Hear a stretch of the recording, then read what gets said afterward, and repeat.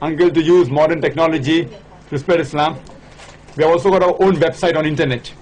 And every day sitting in Bombay, we do Daawa individually to a person in America, in England, in Singapore, in Malaysia, on the internet.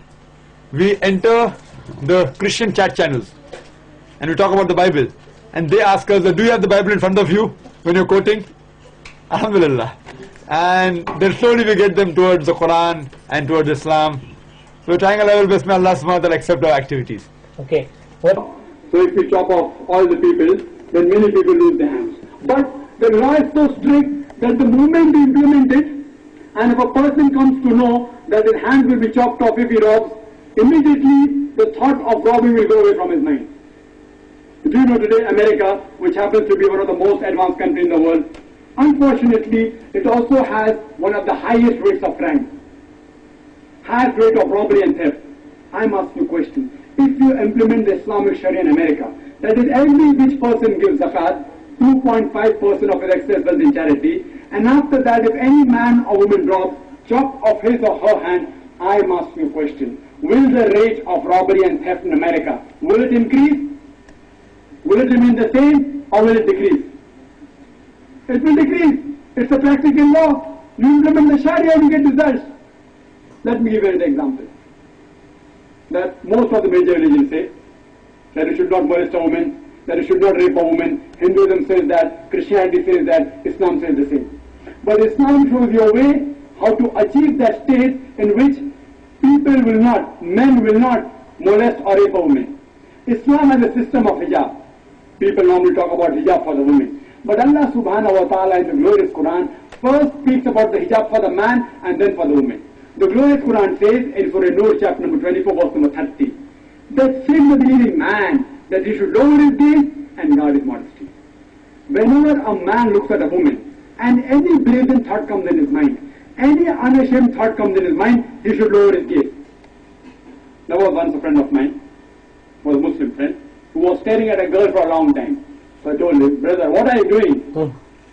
It's prohibited in Islam to stare at a girl. So he told me, our beloved Prophet said that the first glance is allowed, the second is prohibited. I have not yet completed half my glance. What did the Prophet mean by saying the first glance is allowed, the second is prohibited? He didn't mean that you can look at a woman and stare continuously at her for 20 minutes without blinking. What the Prophet meant that if you look at a woman unintentionally, intentionally don't look at her again, don't feast on her. رب اشرح لي صدري ويسر لي أمري واحلل عقدة من لساني يفقهوا قولي.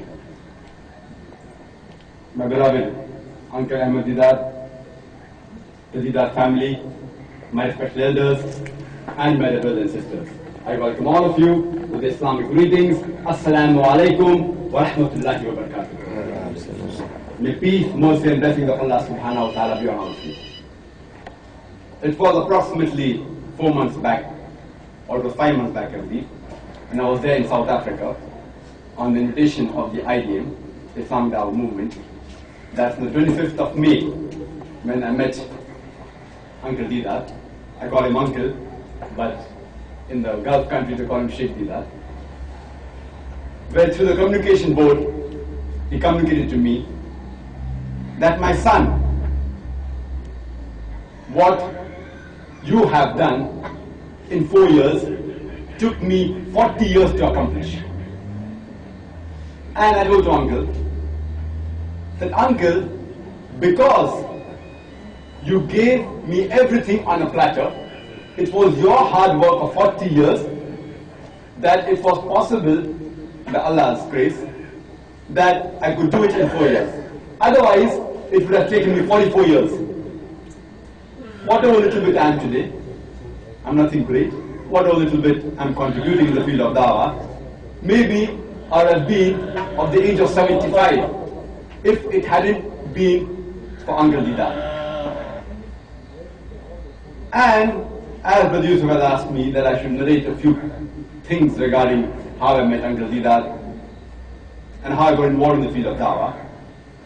It was about 13 years back, in the year 1987, in the month of December, when we hosted Uncle Ahmed Deedat in Bombay for a lecture tour. We had He was there in India only for a couple of days, and in a short notice of less than 1 day, of less than 24 hours, we asked him to give a talk, and Alhamdulillah, he was very much willing, and we gathered thousands of people, Alhamdulillah. And that's the time I had seen a few of his cassettes, and I was his chauffeur, his driver. Wherever he went, I was his driver. And I asked him that, uncle, why are you so arrogant on the stage? And he replied to me that, my son, I'm not arrogant, I'm militant. And there are two ways of fighting the devil. Either with holy water or with fire. I have chosen the fire. If anyone can do with the holy water, he's most welcome. I have chosen the fire. And the way he replied to me changed my complete outlook of Sheikh Ahmed Deedat. You know, I was such a youngster, like his grandson. He could have told me, just shut up. But the way he replied to me, I realized that he was very humble, alhamdulillah. And when he told me that, son, if you can be soft and achieve the same results, go ahead. So whatever knowledge I acquired from his video cassettes, I started using in my medical college. I was in the second year MBBS. And believe me, for 6 months, I got no results. I started thinking to myself that what Sheikh Deedat is doing on the stage, same thing I'm repeating. Allah gave me good memory. Why there are no results? I said there's something missing, and I was very soft. Then I changed my style and I became very militant. And believe me, within a few weeks, alhamdulillah, not only did I convince many non-Muslims, but even many Muslims who did not offer salah, they started offering salah. And now, alhamdulillah, being in the field for quite some time, I realized what Uncle Deedat does on the stage. And I got involved in the field. We started IRF in the year 1991. That's the time I got more involved in the field of Daaee during my internship. And in the year 1994, I started giving talks, mainly in Bombay. And when I visited South Africa for the second time, first I came in 1988. I spent time with Uncle Deedat here at Verulam.